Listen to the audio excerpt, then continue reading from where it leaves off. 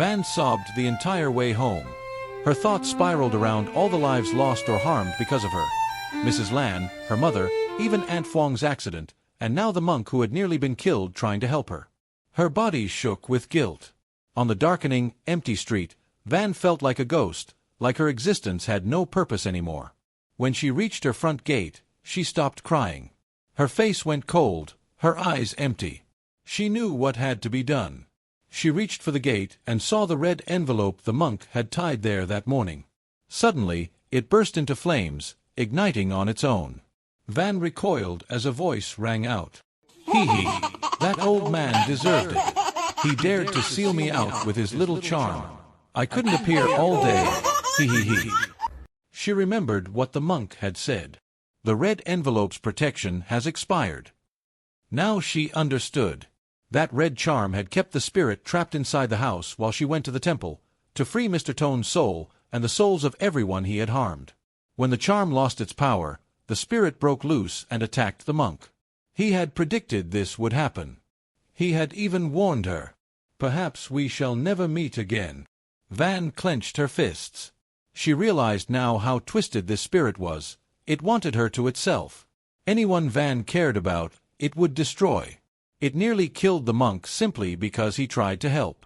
She took a deep breath and asked aloud, "Did you kill him?" The gate creaked open on its own. Creak. Van stepped in, and it slammed shut behind her with a resounding bang. "He's not dead yet, but he's going nowhere. Hee hee hee." Van exhaled, relieved at least that the monk was still alive, though barely. She stepped inside the pitch-black house. It was just after 7 p.m., but not a single light was on. She didn't bother flipping a switch. The wind whistled through the windows. The curtains flapped. The house was deathly still except for the haunting moan of leaves brushing against the longan tree outside. It was enough to drive anyone mad. Van trudged upstairs, changed into a white nightgown, and collapsed on her bed. She dreamt of green meadows. Soft music floated through the air. She lay back on the grass, breathing in the earthy, sweet scent. It was the first moment of calm in what felt like forever. Then came footsteps. She looked up and burst into tears. Her parents, hand in hand, walking toward her, smiling. Van ran to them, crying, calling out, "Mom! Dad! I missed you so much." They embraced her. Neither said a word. Her father stroked her hair gently. He looked exactly as she remembered, clean-cut in a black suit and white shirt. Her mother stood beside him, graceful, beautiful, like before the abuse, before the grief. Van held them tightly, not wanting to let go. Then their faces turned somber. Her father took a step back. Her mother pointed at Van's stomach. They began to fade. Van reached out. "No. Please don't go. Let me come with you." But they were gone. She looked down. Blood. 2 pools of black blood formed at her feet. Van screamed. The meadow turned crimson. Blood seeped from the ground. A figure writhed in the puddle, a fetus. Tiny, connected by an umbilical cord. It squirmed. Then it wailed. "Wah! Wah!" Van screamed again. She jolted awake, drenched in sweat. It was midnight. She stumbled to the balcony. The moon shone faintly through the mist. Her white nightgown danced in the breeze, her long black hair flowing. She looked like a ghost bride. She gazed up at the stars. Maybe her parents were there now. Maybe they were watching. She leaned on the railing and looked down. Would it be so bad to jump? Everything was done. She had avenged her parents. There was nothing left. She stepped forward. But her legs wouldn't move. She glanced at the longan tree. The branches rustled. "Hey, Mama, what are you doing?" There it was, dangling upside down from a branch. Blood dripping from its body. Red eyes glowing. It hung by an umbilical cord, swinging like a grotesque puppet. Van's breath caught. The cord. It wasn't just symbolic. It was real. She blinked, and it was gone. But now she felt it on her shoulder. The sticky sensation. It had slithered onto her. The umbilical cord coiled around her neck, dripping blood onto her gown. "Why won't you answer me?" Van barely whispered. "Mama, can't sleep." The spirit vanished, but the stains on her gown remained. It would never let her die. Van crawled back into her room and sat in the corner, staring at the ticking clock. Tick, tick, tick. She stayed awake until dawn. Then, a child's voice. "Sister Van, I came to play." She froze. It was Tit. She heard Aunt Fong too. "Van, we came to see you." Van bolted downstairs. Sure enough, Aunt Fong stood in the living room. Tit was on the stairs. "Hi, Sister Van. You haven't come to see me in forever." Van panicked. This house, it wasn't safe. She grabbed Tit and rushed back down. "Auntie, why are you here? How did you get in?" Aunt Fong smiled gently, unaware of the terror on Van's face. "I used the keys from your mom's room. I hope you don't mind." Van noticed the bandages still on her head. She softened. I'm worried. This place is dangerous." "You look worse than I do," Aunt Fong said. "We missed you. Tit had the day off school, so we came together." Tit clung to Van. "I don't want to leave. I want to play." Van forced a smile. "Be good, okay? Go with your mom. I'll visit soon." She looked at Aunt Fong, crying now. "Please go. Please. It's not safe." "Then promise me you'll come stay with us." Van nodded. "Good. We'll be waiting." As they turned to leave, Van saw something. On their wrists, red strings, each tied with a tiny red pouch, just like the monk's charm. They walked away, and for once, the spirit did not appear.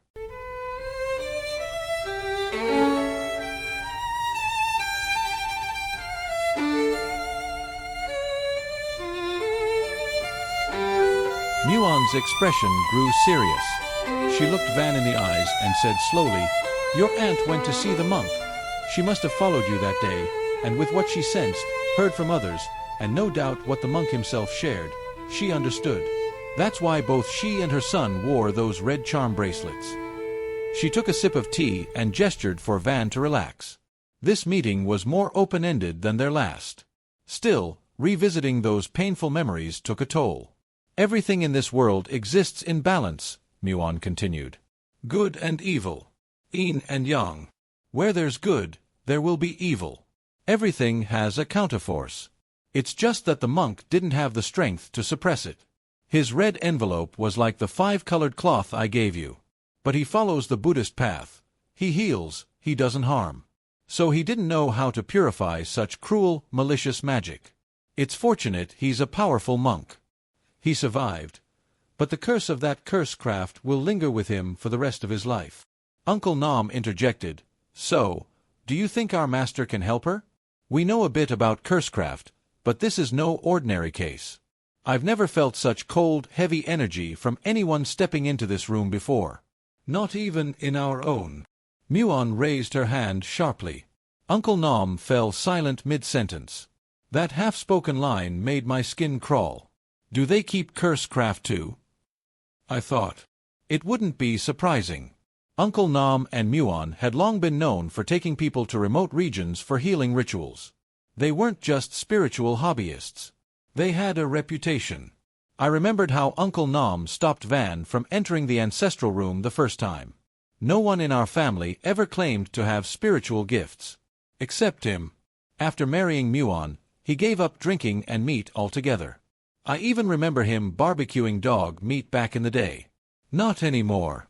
The more I heard, the more I believed they were involved with cursecraft in some way. Something must have warned Uncle Nam when Van came. I started to regret being there. But curiosity kept me rooted. And then, panic. What if the 5-colored cloth I had was like the monk's charm, already expired?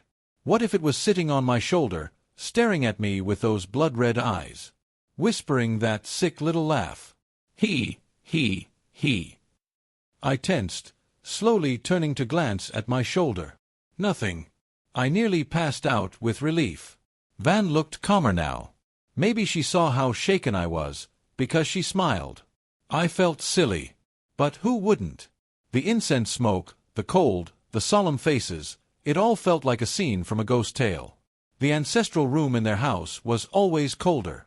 Uncle Nam once explained. Shrines are colder because no one lives in them. It's just stagnant energy. Living spaces have human warmth. I used to believe that. But now, that cold seemed to have a different reason. Maybe they did use magic. Real magic. Muon leaned in gently and asked Van, "Do you feel ready to keep going?" Van nodded. She held out her left wrist, revealing faded scars. Her voice dropped low. When Aunt Fong took it away, Van slammed the door behind them and pressed her hand to her chest, struggling to breathe. That had been too close. Why had her aunt brought Tit into this cursed house? Even if she meant well, it was reckless. She thought of what Muon had said about the red pouches. Without them, the spirit might have known they had been there. Last night, its bloodied figure had appeared again. A silent warning. Van rushed to the second floor, entering the small room. The air inside was frigid as always, enough to chill even the strongest soul. She realized she hadn't brought it any gifts lately. No toys, no candy. The silence unnerved her. She checked the time. Still early. Van hurried out to the corner store. People around here all knew her. That three-story villa was infamous by now. It had gone from a symbol of wealth to one of doom. Her father had died in a crash. The maid from a heart attack, eyes frozen in terror. Her mother lost her mind and died. Her stepfather's body had decomposed before being found. Rumors said anyone close to Van met a grisly end. She was the only one left. The ghost girl. The one who screamed at night. The one who wandered halls in a white dress when roosters crowed. They whispered when she passed. At the shop she asked, "I'll take these, and that teddy bear too." "How much?" The cashier hesitated, unsettled by Van's appearance. Her long black hair hung unbrushed. Her eyes were dull, haunted. 200. "Just leave it on the counter," the woman stammered. Van knew they feared her. She feared herself. She dropped the money, pinned it with a bag of candy, and walked away. As she stepped out, she heard the murmurs. "I told you. She's possessed. Screams every night. Her house is haunted. Even animals bark at nothing when they pass. Everyone close to her dies." Those words stabbed deeper than the spirit's claws ever could. She stopped, turned slowly, her face hidden by her hair. But her red eyes burned with rage and sorrow. Silence. They saw something in her stare. Something chilling. You saw that, didn't you? These people are bad, Mama. Only I love you. Only me. Van didn't flinch. The spirit slithered down from her head, peering into her face. Its grotesque form meant nothing compared to the cruelty of living people. She whispered, "Mama bought toys and candy for you." And she smiled. A broken, eerie smile. Back home, she returned to the second-floor room. Fed the spirit as usual. Set down the new offerings. And for once, it didn't mention Aunt Fong. Didn't mention Tit. Van whispered a prayer of gratitude. That day, she ate, cooked, and behaved like everything was normal. In the evening, she turned on all the lights, dressed beautifully, and even put on makeup. She sat in the little room before the ornate mirror, chatting to herself like always. When the clock struck 10, she smiled and said to it softly, "Mom's going to bed now. You sleep well too." The candles flickered out. The room fell into icy silence. Wind howled through the open window. The chill crept up Van's spine. Sleep tight, Mama," it whispered in the dark. Van walked downstairs. She glanced at the fruit tray Aunt Fong had prepared earlier. Next to it lay a sharp tie knife, glinting with cold steel. She carried both into the kitchen. Then she went to the bathroom. She turned on the hot water. Steam filled the mirror. Her face blurred. Clink, clink. Metal clattered onto the floor tiles. Water spilled from the tub. pink with blood. Van saw herself lying there, smiling as her arm dangled into the water. And then, darkness. Nothingness. Until, Van. Her mother's voice. Calling her. Van cried.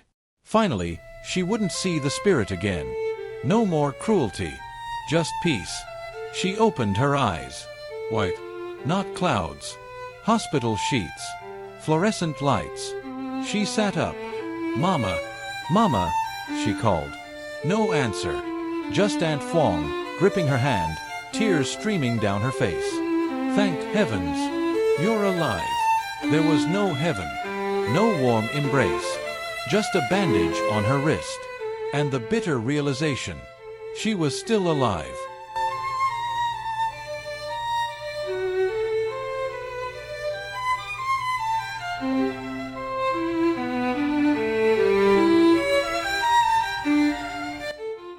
The harsh hospital lights made Van squint, her sad eyes scanning the room. Aunt Fong was still crying. Van, her voice almost childlike, asked, "Why am I here?" Confusion painted her face. Moments ago, she had been certain she was dead. She had seen her own lifeless body, lying in a pool of blood. So why was she still breathing? And why was her aunt here beside her? Aunt Fong wiped away tears, a scolding edge in her voice. "You're asking me?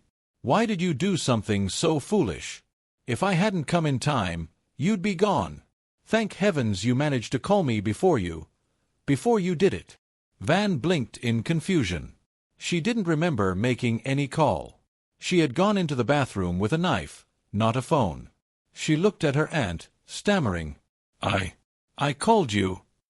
Fong nodded, concern in her eyes. "My poor girl, you've lost your mind. Of course you did. I remember it clearly. It was 10 o'clock. I had just tucked it into bed when your name popped up on my phone. I answered, and your voice whispered, 'Auntie, help me.' I asked you again and again what was wrong, but you just kept repeating the same words, 'Help me. Auntie, help me.' It was faint, barely a whisper. It chilled me to the bone. I told your uncle, and we rushed over. When we got there at 10:20, both the front gate and the main door were wide open. The house was pitch black, except for a light from the bathroom. We found you lying there in a pool of blood. Uncle Hung stopped the bleeding, carried you to the car, and we drove straight here. We were just in time." "Why, Van? Why would you do that? Don't you care about your parents? About me?" She sobbed. Van realized the timing matched exactly. That voice on the phone, it wasn't hers. It was its. It knew her plan all along. And it didn't stop her. It let her go through with it. Because it wanted her to know, no matter how she tried, she could never escape. It wanted her to feel agony. To suffer. To reach the edge of peace, only to be yanked back into a hell more terrifying than death. She had almost grasped her parents' hands. But now, just bleak reality. A haunted present. And it was here, still with her. Everyone else in the room was still. But there it sat, at the end of the bed, its crimson eyes fixated on her. It licked its grotesque red tongue over its pale lips and grinned. He. Mama, still want to die, huh? Van couldn't answer.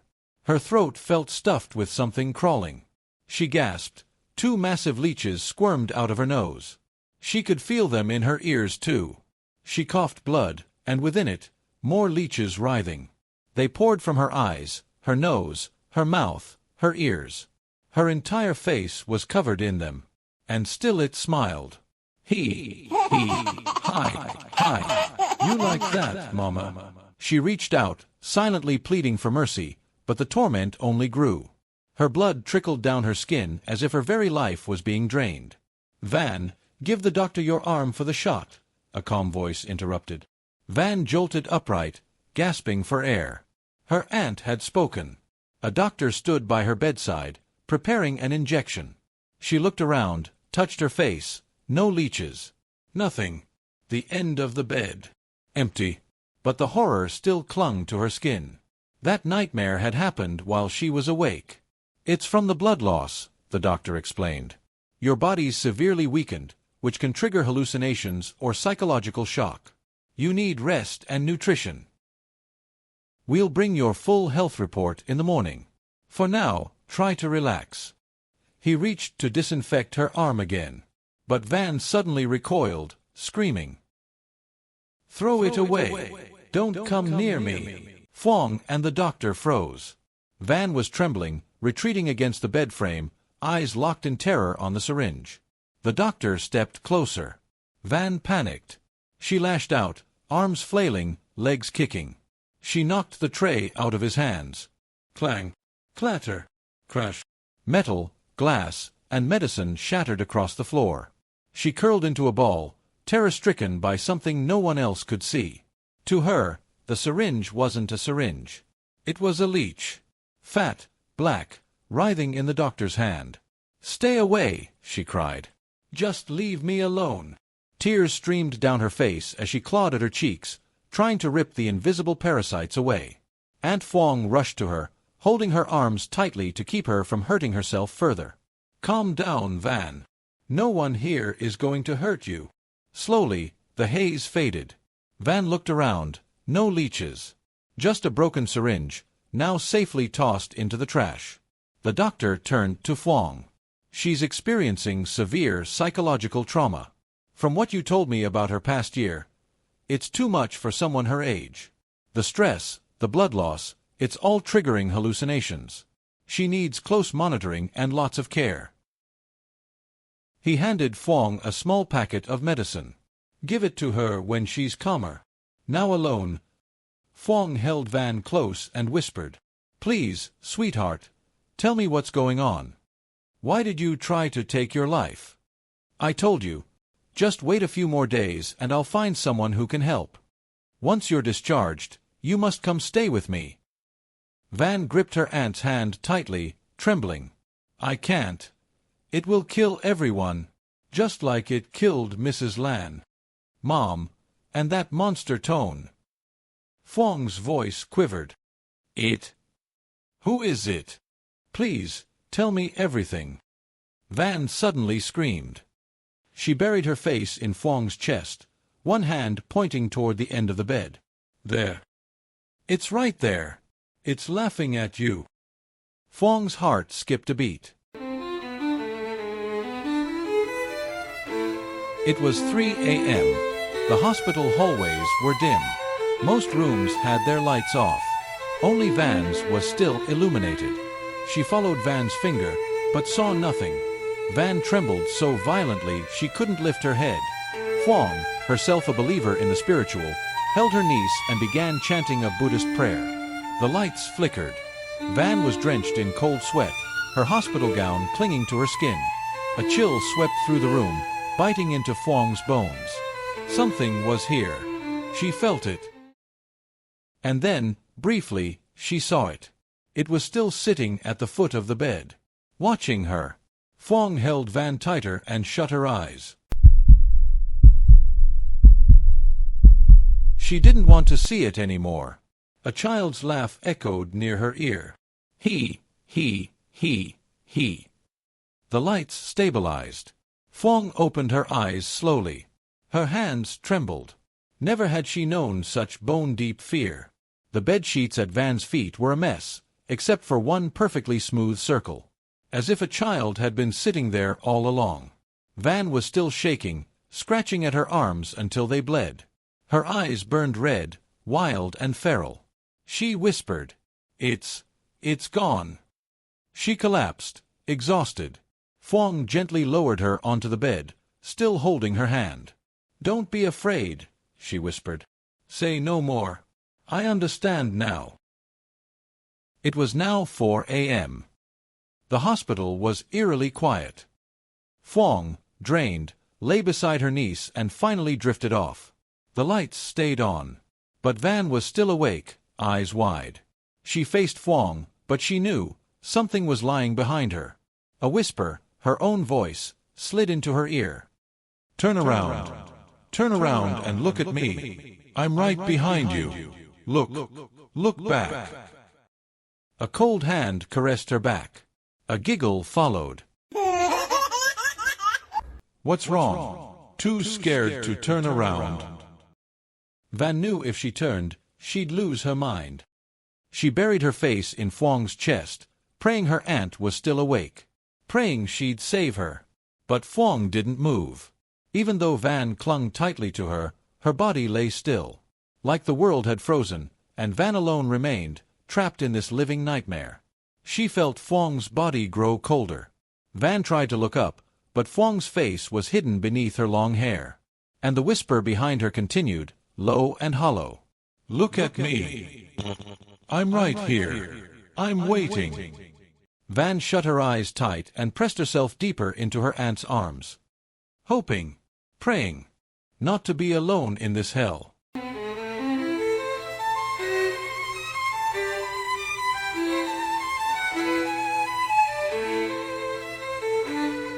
9 a.m. footsteps echoed in the hallway, pulling Van from her uneasy sleep.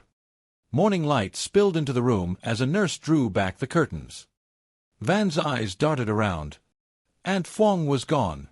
10 minutes later, a male doctor entered. Van noticed immediately, this wasn't the same doctor from last night.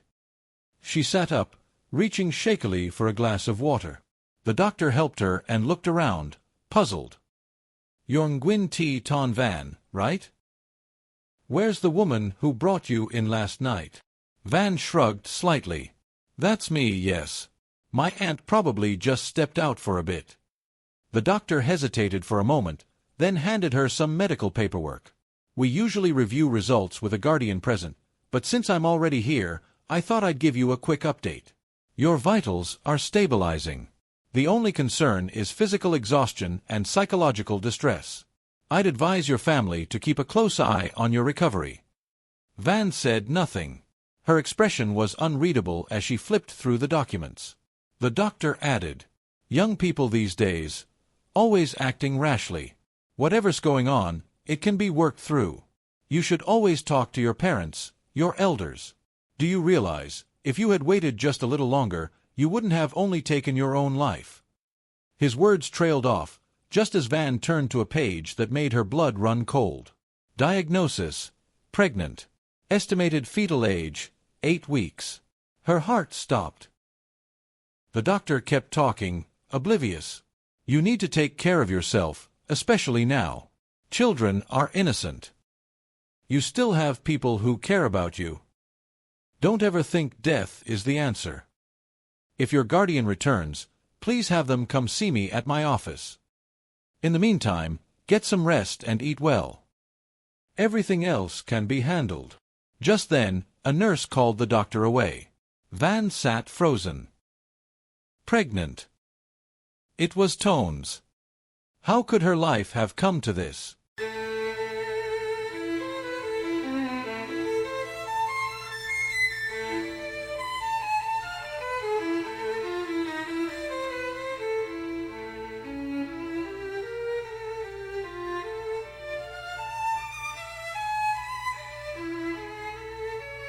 A while later, Aunt Fong bustled in, her arms overflowing with bags, food containers, fruit, milk, snacks. She placed everything on the table and wiped her brow, panting. Phew. I left early to get you some porridge. The line was so long. Then I went to grab fruit and a few other things. So many people are sick these days. You were sleeping so soundly, I didn't want to wake you. Poor thing, you must have been so tired last night. Come on, eat. She noticed Van holding the test results.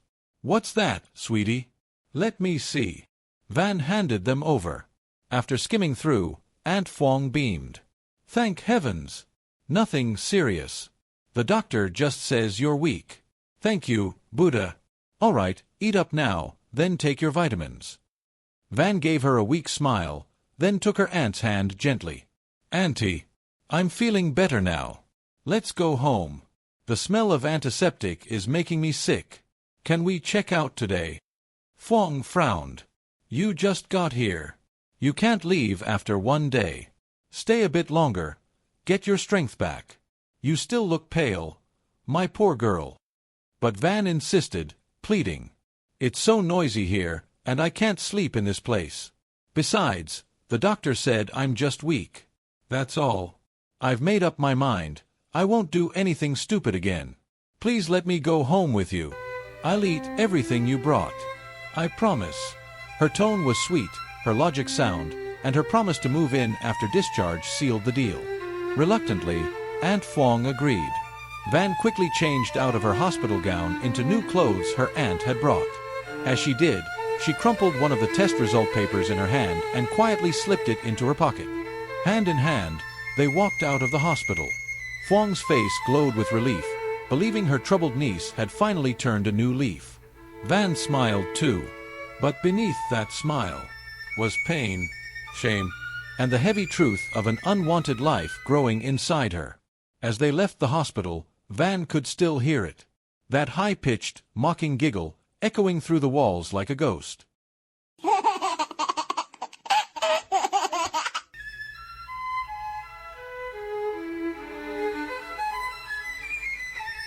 That day's conversation ended with the revelation that Van was pregnant with Tone's child. But according to her account, she found out she was pregnant when the baby was already 8 weeks old, 2 months. Now, sitting here with Aunt Muon and Uncle Nam, the pregnancy should be at least 6 months along. Yet Van's belly remained completely flat, with no sign of a baby bump. Occasionally, I glanced out toward the yard.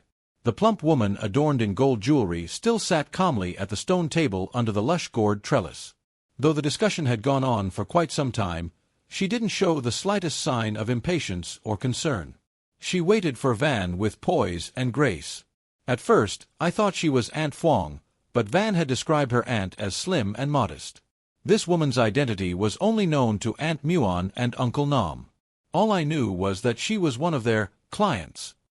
From her respectful demeanor and the way she quietly obeyed Aunt Muon's every instruction, it was clear she was a true believer, someone deeply rooted in the spiritual world. Back to Van's story, what puzzled me now was whether she was actually pregnant, or if it was another illusion created by the cursecraft. And if she was pregnant, then where was the baby now? Had she already disposed of it, just like the tribal girl in white had done deep in the forest, as Van once recounted? Too many questions. Too much to untangle. I sat silently, hoping Aunt Muon would ask Van the questions swirling in my head. But she didn't. Instead, she raised a hand and motioned for Van to stop. She glanced at the incense stick Uncle Nam had lit earlier and turned back to Van. "You can go now. Today is the 11th day of the lunar month. In 3 days, you'll need to travel with us to Hoa Bin.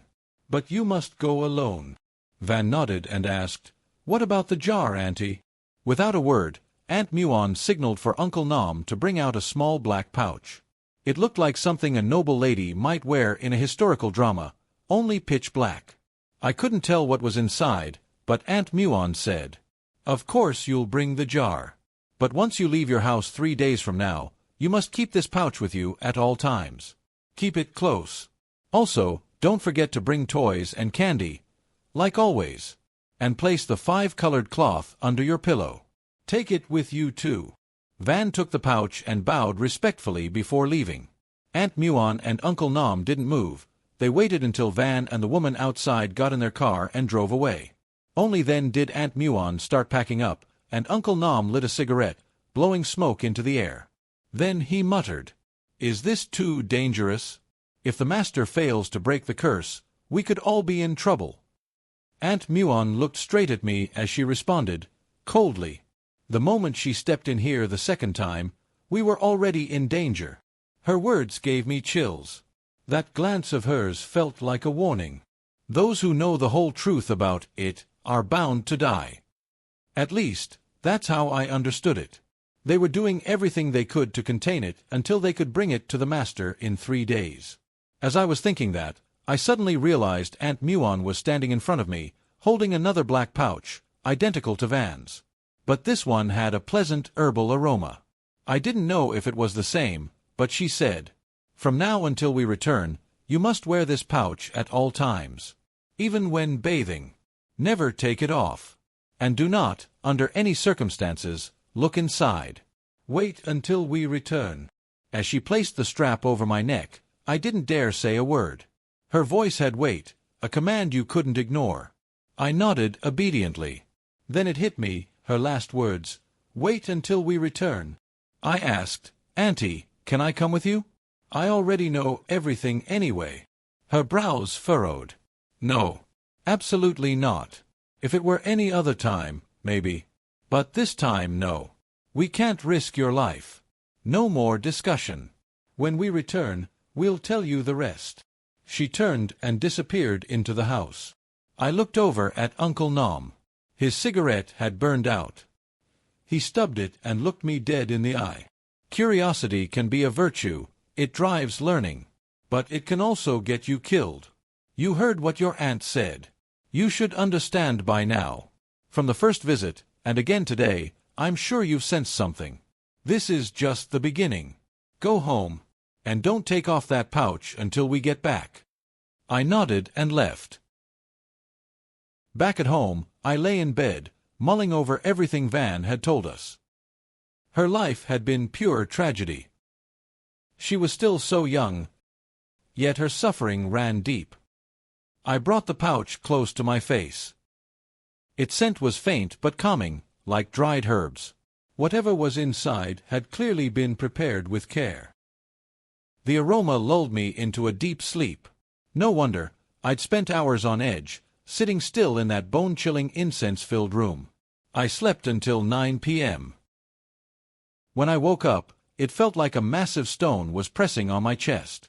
I couldn't breathe. I tried to move my fingers. Nothing. I tried to scream. My voice wouldn't come. Then I heard a whisper. "Hey man, wake up, wake up." I shot up, soaked in sweat. I hadn't even turned on the fan. That alone could explain it, but the truth was, I had just survived a nightmare. My mom stood beside me, home from her factory shift. She asked, "You dreaming about those ghost stories again?" I swear, if I were a thief, I could have robbed you blind and you wouldn't have noticed. You left the door wide open. I had to shake you to wake you up. She was right. I had been paralyzed, locked in that dream. I tried to laugh it off. "You don't even believe in ghosts, Mom." "But I think I'm starting to." Before I could finish, she cut me off. "Damn it, you keep listening to those spooky tales. Everyone in the neighborhood avoids that house. They say even dogs won't bark near Uncle Nom's place. But you're always over there." I shut up. No way I could tell her what I saw. She'd kill me. Too hot, I went to take a shower. I left the pouch on the bathroom shelf to keep it dry. 3 seconds later, I froze. She said never to take it off, not even in the shower. Panicked, I grabbed the pouch and put it back on. As I looked up, the mirror reflected a face, mine, but pitch black. I jumped back. Looked again. Normal. Must have been the lighting. Still, strangely, the pouch didn't get wet. The water just slid off it like oil. After the shower, I wasn't scared anymore. Food always helped. "Dry your hair before bed," Mom called. "There's a chicken drumstick on the table." Bless her. I ate, brushed my teeth, and went back to bed. It was just past 11 p.m. Despite having napped earlier, the pouch's scent knocked me out again. Who the hell knocks this late?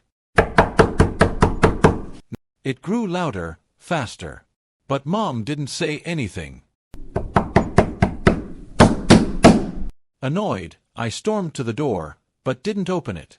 I shouted, "Who is it? Do you know what time it is?" Silence. I peeked through the crack. Nothing but darkness. I turned away. Again. My voice trembled. Who's there? Don't play games. Mom, get the stick." Still nothing from her. She always woke up at the slightest noise. Not this time. I backed away from the door instinctively. But the knocking only grew louder, as if the door was following me. Desperate, I yelled, "God damn it, who the hell's out there?" A voice, faint, pleading, "Help me! Help me!" It was Uncle Nom's voice. I ripped open the door.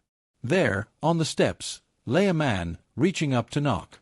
"Uncle Nom, is that you?" Blood soaked my hands. I turned him over and screamed. His head was gone. I froze, unable to run, staring at the severed body. It was his shirt. His clothes. I tried to crawl away, screaming for my mother. And then I looked down. The pouch around my neck, it was gone. I didn't know when or how. Suddenly, the head at the top step twitched. It rolled, slowly, until it faced me.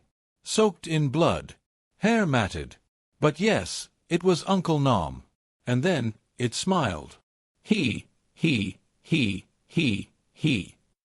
I screamed. "Mom!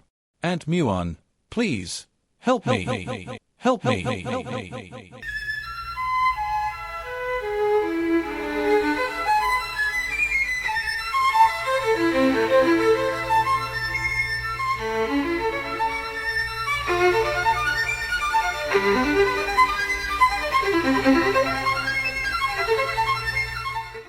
I was paralyzed with fear, but then I felt a hand touch my shoulder and a voice whisper. "Young man, wake up. It's morning shift today, and you're still asleep? Get up, quickly." I opened my eyes and stared up at the ceiling, letting out a long breath. It had just been a nightmare, a horrifying dream. And once again, it was my ghost-proof mother who pulled me out of it. She wasn't done, though. "What the hell is wrong with you, huh? You were flailing around in your sleep all night, grinding your teeth. You said you had morning shift today and needed to get up early. Get moving. You've been sleeping like the dead." I jumped out of bed. Today was the day I switched shifts to work from 7:30 a.m. to 2:30 p.m. I had only 20 minutes left. I barely had time to brush my teeth, throw on some pants, and shout goodbye to Mom before racing off on my motorbike. As I sped to work, the nightmare played on repeat in my head. It had felt so real, each detail vivid and terrifying. I'd never had a dream like that before. Had I been cursed for real? I tried to reassure myself with the old saying, "What you think of by day, you dream of by night." Still, it was hard to shake. The story Van told must have gotten under my skin. Ghosts. Curses. Severed heads. Blood. But what really unnerved me was having two identical nightmares in one night. In the first, Aunt Muon was crushed to death by a truck. In the second, Uncle Nom had his head chopped off right outside my door. Could these be omens? Deep in thought, I was nearly hit by an oncoming car driving in the wrong lane. The driver laid on the horn as I swerved just in time. 1 second slower, and it would have been me under that truck, not Aunt Muon. The car zipped past, vanishing like a phantom. My heart pounded. I cursed after it. "Damn you! Crash and die for all I care." Just a release of nerves, of course. I didn't really mean it. I arrived at work 5 minutes late. After clocking in, the shift supervisor looked at me and asked, "You all right, kid? You look like hell. Oversleep?" I laughed nervously. "Yeah, forgot to set my alarm, that's all." I rushed off to change and relieve a coworker, but all I wanted was to get through the day and run straight to Uncle Nom's house. I had to tell them about my dreams. I tried calling, but he didn't answer. The whole morning, I was jittery and distracted. Couldn't eat. Couldn't focus. I didn't normally believe in dream interpretations, but this felt different. Too real. Too timely. Why wasn't Uncle Nom answering? At 2:30 p.m., as soon as the shuttle bus dropped off the next shift, I clocked out and sprinted to my bike. "I've got an emergency," I called to the shift leader. Already handed everything off to On B. Didn't even wait for his reply. I got home at 3 o'clock. Mom had already left for work, so I raced over to Uncle Nom's house. The gate was open, but the house was locked. No sound. Their dog greeted me happily, but didn't bark. I called out. Nothing. I sat on the stone bench beneath the gourd trellis, puzzled. Weren't they supposed to leave 3 days from now? Where are they? The teapot on the table was still warm. 2 cups had leftover tea in them. Maybe they'd just had visitors. Maybe my dream was just nonsense. Surely if something bad had happened, the whole neighborhood would be talking. I sat there for a while, admiring the massive gourd vine. I'd never really noticed it before. Uncle Nom once told me. This vine came from the mountains. Took a lot of work to bring it here. Its trunk was thick and knotted, ancient-looking. When in season, the ripe red gourds glowed above the stone bench. Still no sign of them. I petted the dog and left. But as I stepped out... Damn dog! Silent when I arrived, and now it barked like I was an intruder. I waved my fist at it. It stared at me intensely but didn't move. I went home, puzzled. Where were they? That evening, at 5 p.m., my mom came home from the market. Arms full of groceries, she asked. You're not helping with dinner? Where are you going now? Just visiting Uncle Nom for a bit. I called out as I dashed off. Same as before, house locked, dog alone. I asked a neighbor, have you seen my aunt and uncle today? She shook her head. Not since this morning. Probably out on business again. They were private people. Still, their sudden disappearance worried me. 10 days passed. Every day, I stopped by. Fed the dog. Checked the house. No change. But then, on the 10th day, at 6 p.m., as I poured food into the dog's bowl, it suddenly bolted to the gate, barking excitedly. Uncle Nom was back. He smiled at me.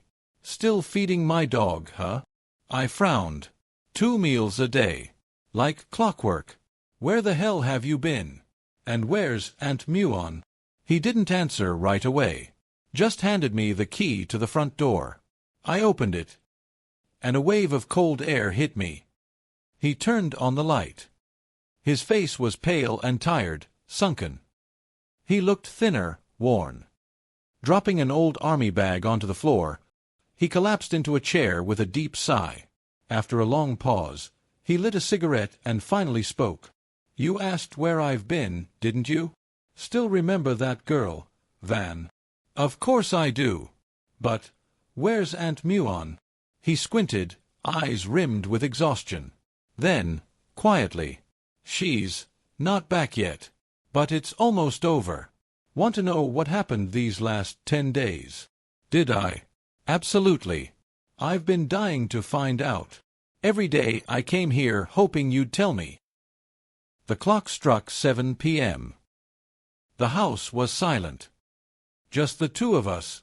Uncle Nom took another drag from his cigarette, and I leaned in, ready to hear the final chapter of the infant spirit.